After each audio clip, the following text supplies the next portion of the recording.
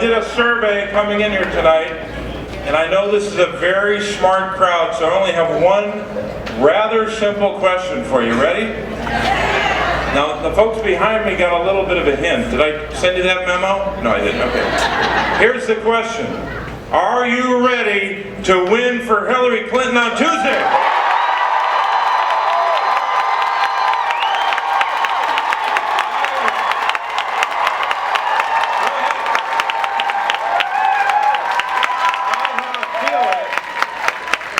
I had a good feeling that you'd answer that question the right way.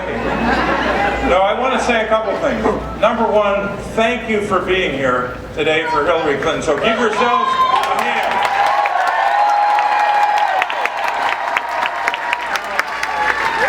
She's only about 20 or 30 yards away from where I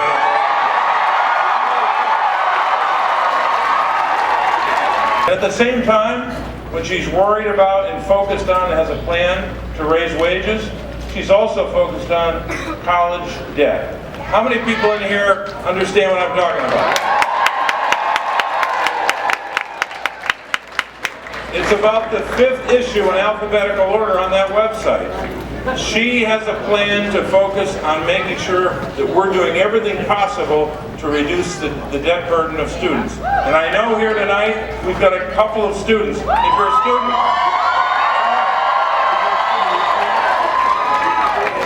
so she's done a great job of focusing on those basic challenges that American families face. But you know what? At the same time, as much as we focus on those economic issues, we know that we live in a world that is very dangerous. We know the world has changed so much, not only since 9/11, but even in the last couple of years. And we want to make sure that the nominee of our party, and I have no doubt, I know we got work to do, we got work to do between now and Tuesday and thereafter, but I believe that the nominee of the Democratic Party will be Hillary Clinton for president.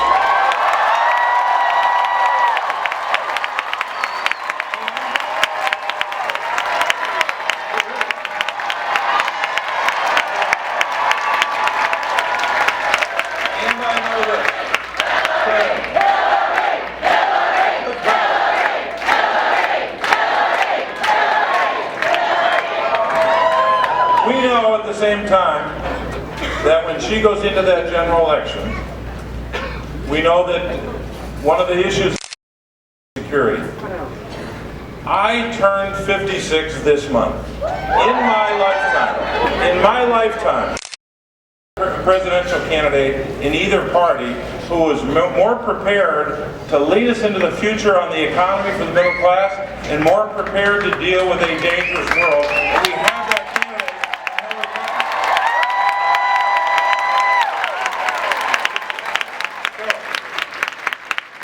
So what do we got to do right now? After we leave here tonight, we've got to knock on doors, we've got to make phone calls, we've got to get the vote out for primary day on April 26th.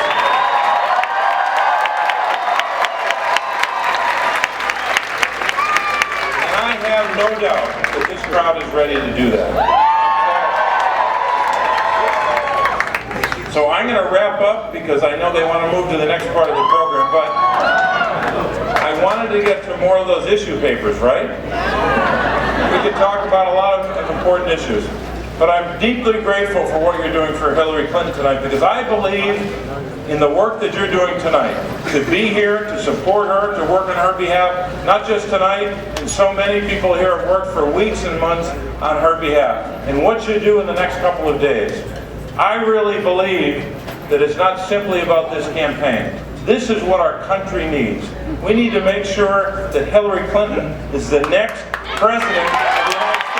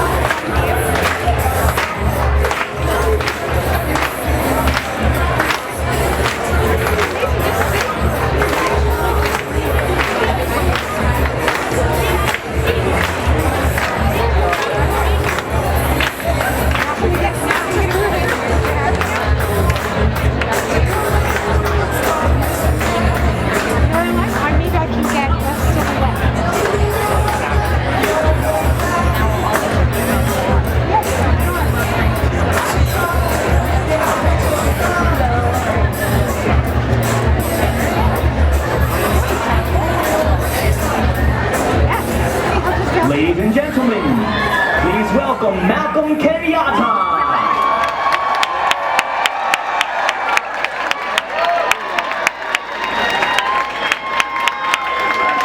Welcome to the Fillmore.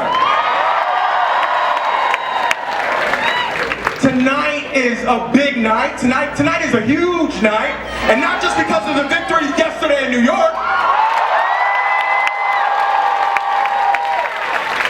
Tonight is a big deal because we're about to hear from the next president of the United States.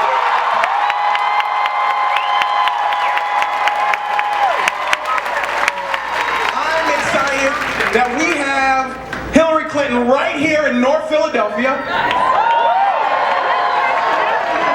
Because I will tell you, I was born and raised here. And when I think about who we want as our next president, I want somebody that's going to tackle the issues that my neighbors, that my family are dealing with. I want a president that's going to wake up every single day fighting to make sure our kids have access to quality pre-K and have a path to college or training in a trade without being crippled by debt. I want to make sure that we have a president that will wake up every single day and fight for women's health and a woman's right to choose.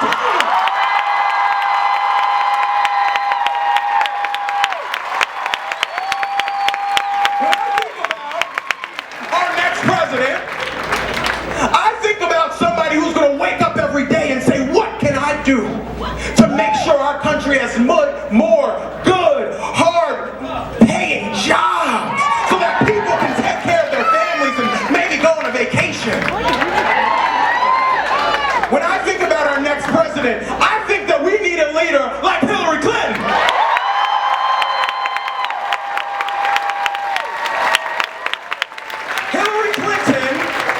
Hillary Clinton has been fighting for folks like me, for folks like you, her entire career. When Hillary Clinton left law school, she went to work for the Children's Defense Fund. And when she was First Lady, it was Hillary Clinton that fought to make sure that 8 million children had access to health care. And I'm happy to say that I was one of those kids. Hillary Clinton is going to be the president that we need for this moment because she has the know-how to get results on day one. We can't wait. We cannot wait. We need a country that is going to make sure that we protect the rights of everybody, no matter who you are, no matter where you were born, no matter who you love.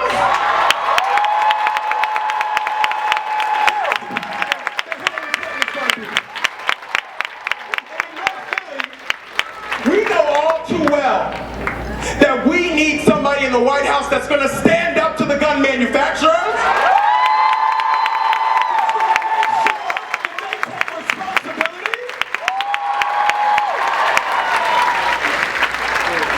We've seen too many funerals.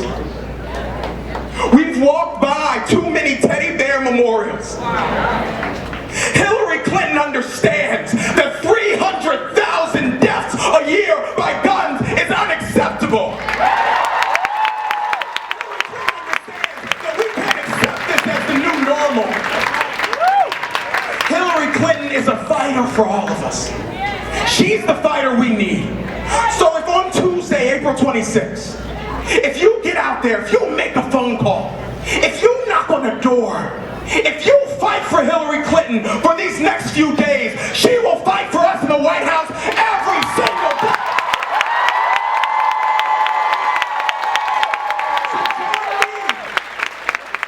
And welcoming the best fighter I know, our next president, Hillary Clinton.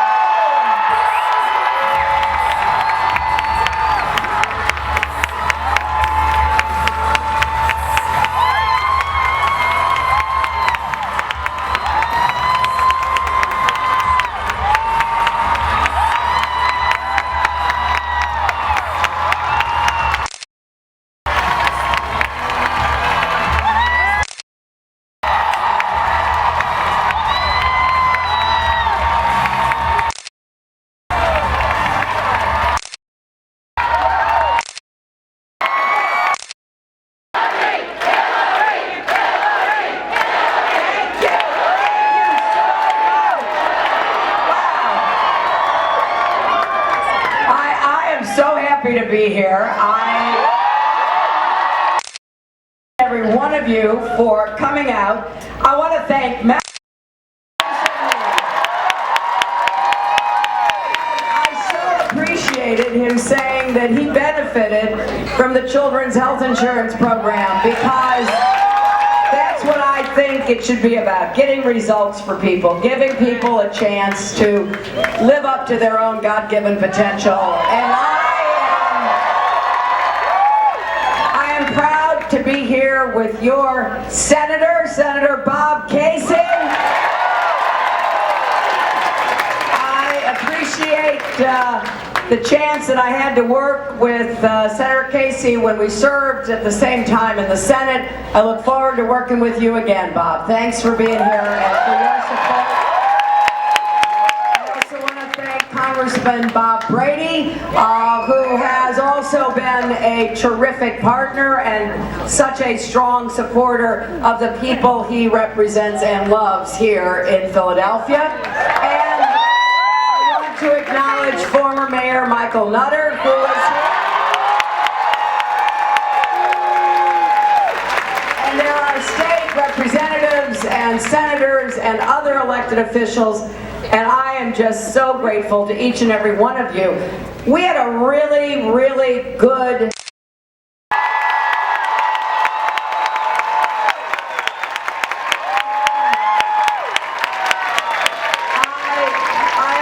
grateful that the people 8 years in the Senate to once again campaign in New York of New Yorkers and gave me such a wonderful result. But here, I really want to work as hard as we can together for the next week to get a good result.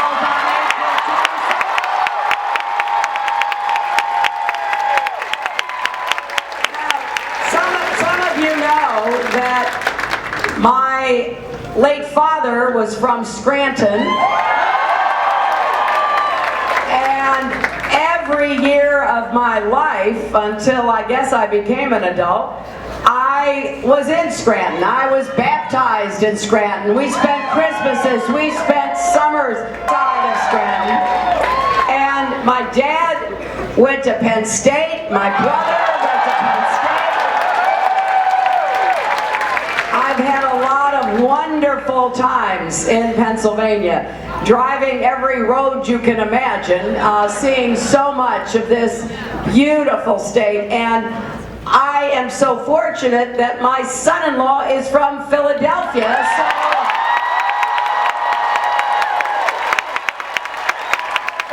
the connections just keep going on, and Pennsylvania has been very, very kind, both to my husband and to me, and we will never forget it. And I want you to know, if I'm so fortunate enough to be the nominee of the Democratic Party,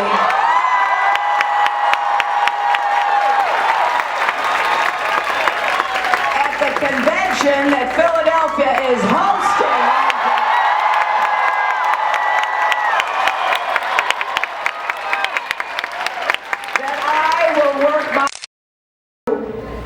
to win the election in November and then to go to work.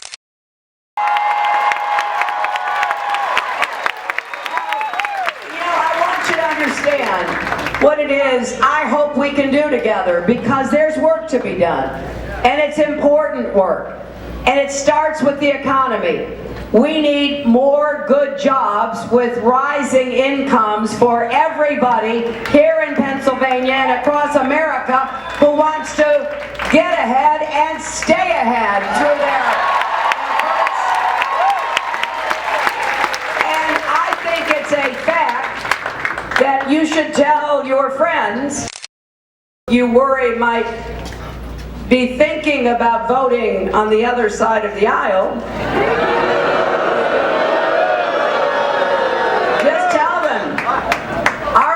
Always does better when we have a Democrat in the White House.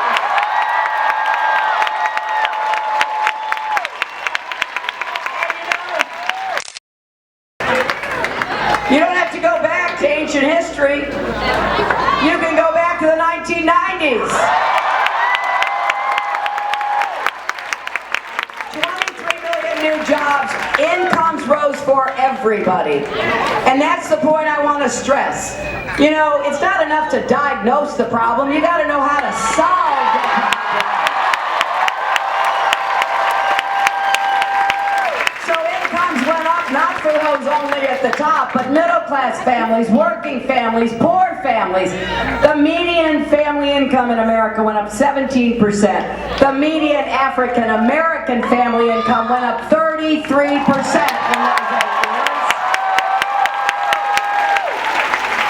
Now some might say, okay, well that was then, this is now. What happened? I'll tell you what happened. The Supreme Court installed a Republican president by the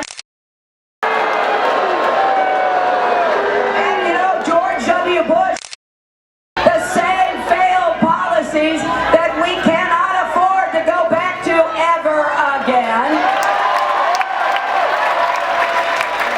And you know, in the 2008 election, President Obama was elected and he inherited the worst financial crisis since the Great Depression.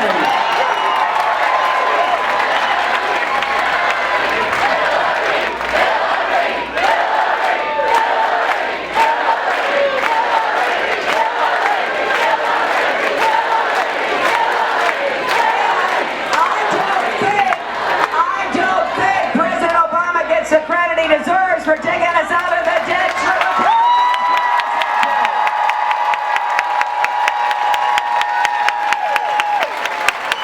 So here's what we've got to do now. What we've got to do now is to build on the progress that we've made under President Obama, but to go even further, and that's why I climate change with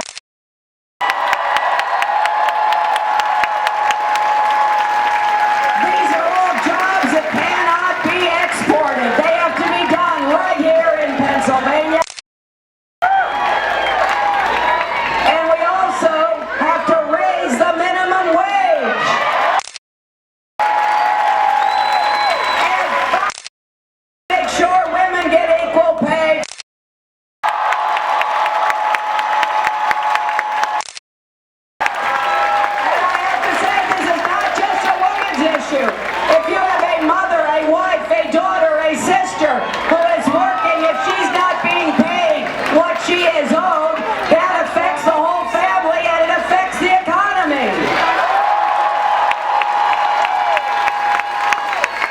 So I have a plan for how we're going to get more good jobs with rising incomes, and I have put it on my website for anybody to read, and I've also said that we are going to make investments in education.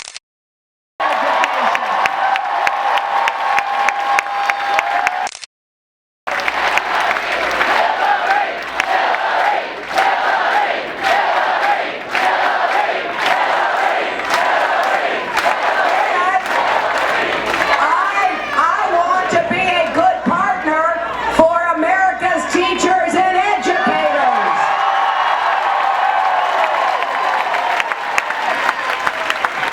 And we're going to make college affordable again.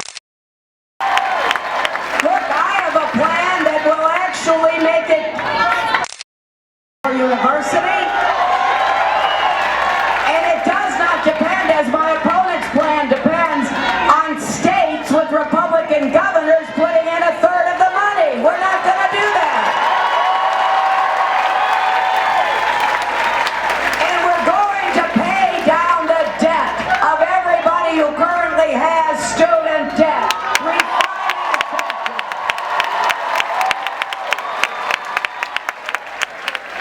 So I'm pretty excited about what we're going to do in education from early childhood through college, but I also want to do more on technical education. There are over 1 million jobs in America just waiting to be filled by machinists and tool and die makers and welders, and they should be filled by Americans who are working hard.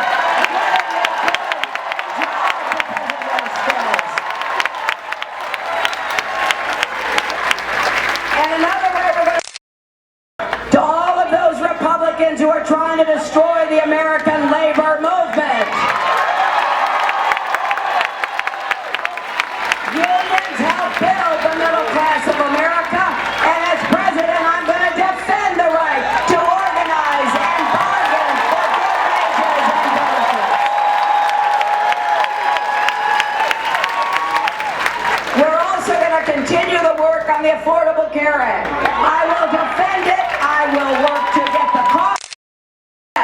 That there are several things about the Affordable Care Act that I'm going to pay attention to. Getting co-pays down, deductibles down, getting prescription drug costs down.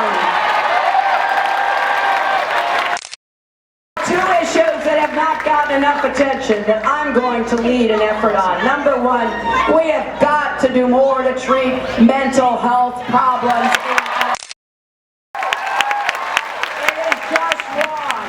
Absolutely wrong that there is still a stigma, and even though there's supposed to be parity for paying, there still isn't. We need to stand up and say mental health problems are health problems and they should be treated. And the other thing we're going to work on is the really serious problem of addiction. Right now we are losing way too many people to heroin overdoses, to opioid addictions. And it's time we said we need enough treatment and recovery and intervention and support so that we save lives and we treat addiction like the health problem that it is.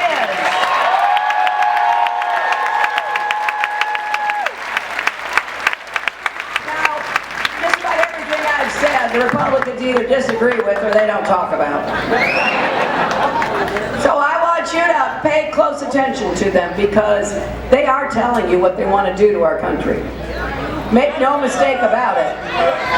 They want to turn the clock back on every right we have. They don't want to deal with a lot of the issues that I know are important. So let me tell you where I stand. I will defend a woman's right to make her own health.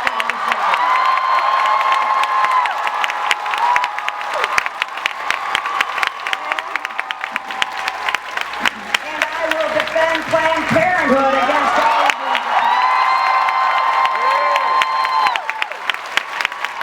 I will defend marriage equality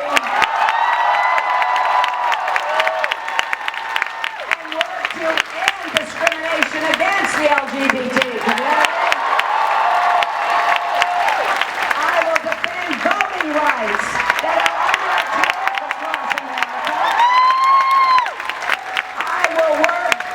I will work to reverse the decision known as Citizens United.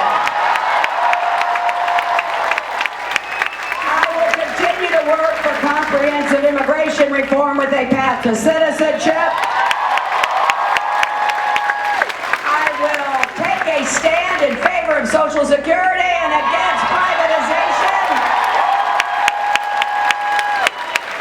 And I will work for criminal justice reform and to end the era of mass incarceration.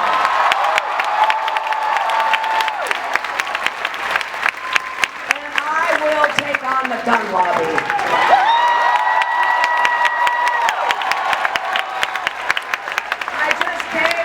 I just came from an incredible event where we spent time with those members of families here in Philadelphia and Pennsylvania and some from other places who have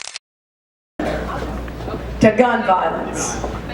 And in some cases, it was as a result of police action. In most cases, it was because of the use of guns on our streets that causes the death of 33,000 people every year. If there were a disease killing 33,000 people in America every year, we would figure out what to do about it. And you know what is really sad about it is that we can do this consistent with the Second Amendment.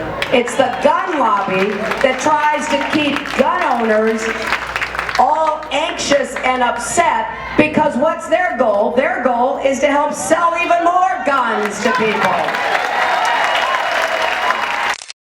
Of background checks, closing the gun show loophole, closing the online loophole, closing what's called the Charleston loophole, and reversing the vote in Congress that gave special protections and sellers unlike anything anybody else has in any business or industry in America. And these common sense measures, 92% of Americans and 85% of gun owners support. So we have got to come together around this and work for these reforms. I read the news before I got here today. You had 12 shootings in Philadelphia over the weekend. 4 people killed, a police officer shot. And the story that was just so heartbreaking was the father handling his gun, and it went off and killed his 4-year-old daughter. Because of those 33,000 deaths, we have homicides, we have suicides, and we have all these tragic avoidable accidents. So we have work to do to save lives, and that's what I'm going to be focused on to do.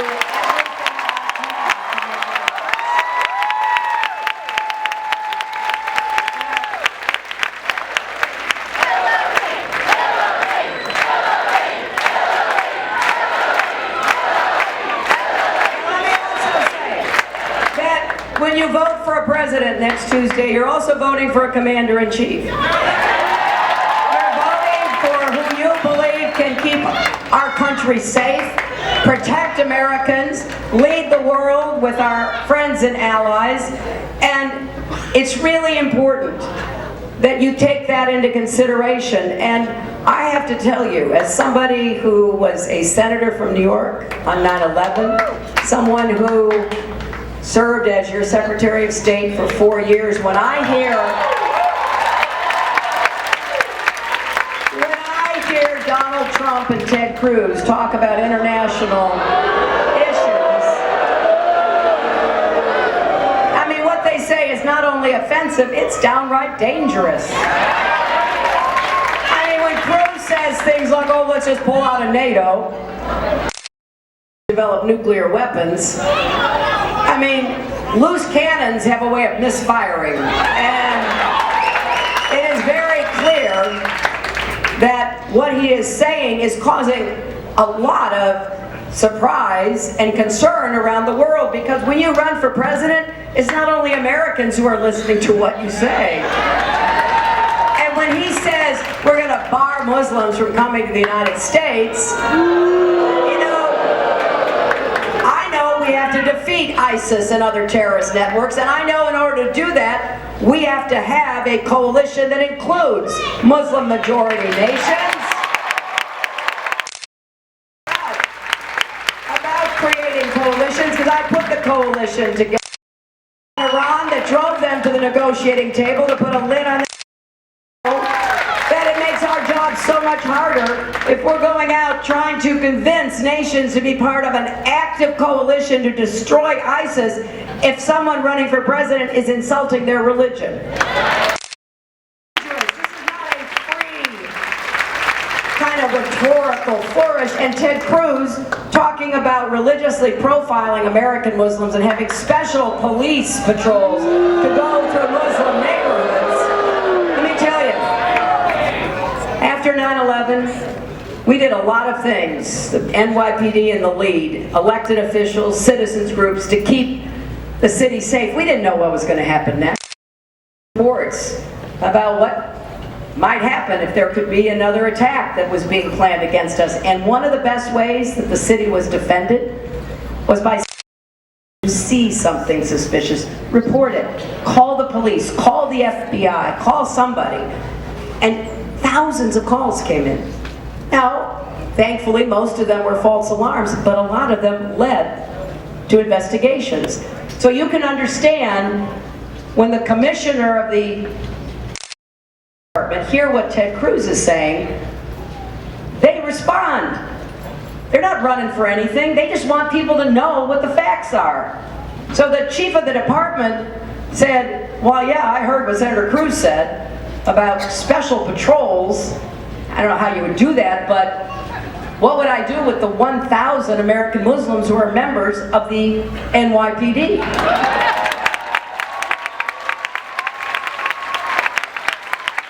And then Bill Bratton, the commissioner, in his usual pretty blunt way, he basically said, Ted Cruz doesn't know what the hell he's talking about.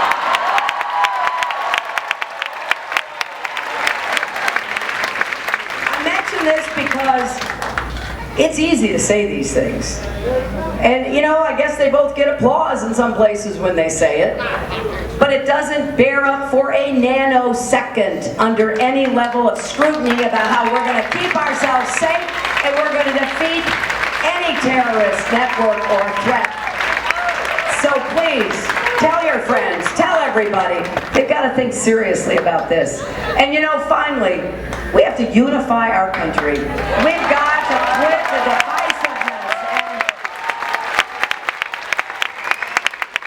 And I know that we've got a lot of political disagreements in this country. That's kind of the American DNA. But what we cannot abide is breaking ourselves into groups where we don't even talk or listen to each other, as we just saw, right? It's not the way you solve problems. If you have something to say, yeah, you can draw attention to it, but then have a conversation about it. What are your ideas? What are your solutions? What would you do to make a difference? To improve the situation?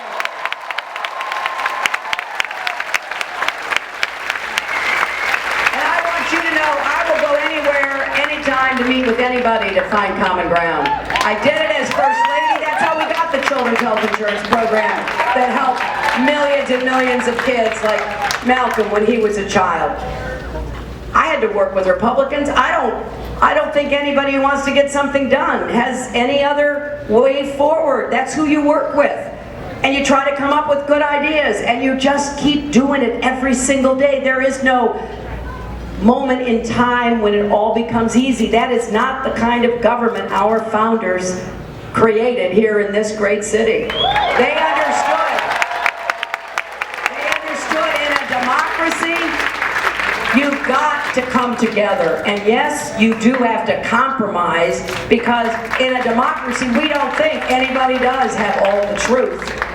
You know, we're not a dictatorship. We're not an authoritarian regime. We're not a theocracy. We're a democracy. And we got to try to listen.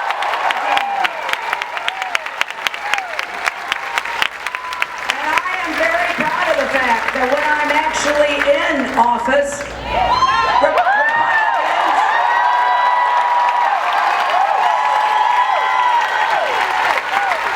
Republicans actually say nice things about me, because I will work to find that common ground. I'll stand my ground too, make no mistake about it. We've got to get back to rolling up our sleeves and working together. That's what I will do as president. And I will ask you to hold me accountable. You go to my website, HillaryClinton.com. I've laid out all these plans. You know, some of the observers and the analysts, you know, they've said for a long time, why is she laying out all these plans? Why doesn't she just give speeches? Well, because I respect you too much. I want you to know what it is I want to do. I want your ideas about how we solve these problems, and then I want you to hold me accountable. It's like with the mothers in charge from here in Philadelphia, the mothers of the movement from around the country. I said to them, I'll tell you what I'm going to do. I can't promise that I can get everything done right away, but I will promise this. I will work every single day.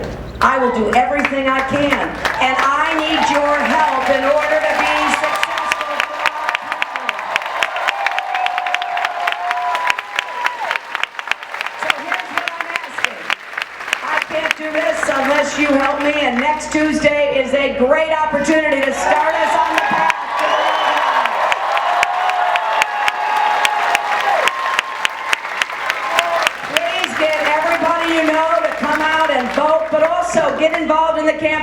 you've got a week, you know, work in the campaign. Go to HillaryClinton.com/PA, right? And you can find out ways to vote. And I can tell you from my own experience, it is a terrific opportunity. You meet people. Sometimes you're asked to do things that, you know, you've never done before. Like, go put together a rally for a couple thousand people. But it's exciting, and it's important work, and it's how... So let me just end by saying this. I think it's so fitting that in this year, the convention for the Democratic Party will be here.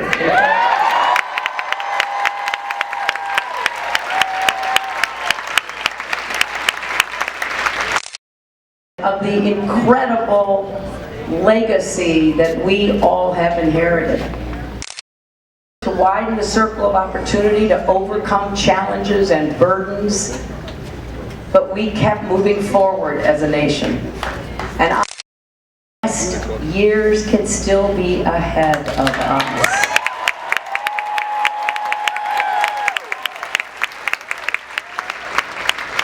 We can shape the kind of future that we want for ourselves, our children and grandchildren. You know, I now have the most amazing 18-month-old grandchild. Here's what I want you to know. I will certainly, along with her family, do everything I can to make sure she's enough. We need to make sure every child has the opportunity for the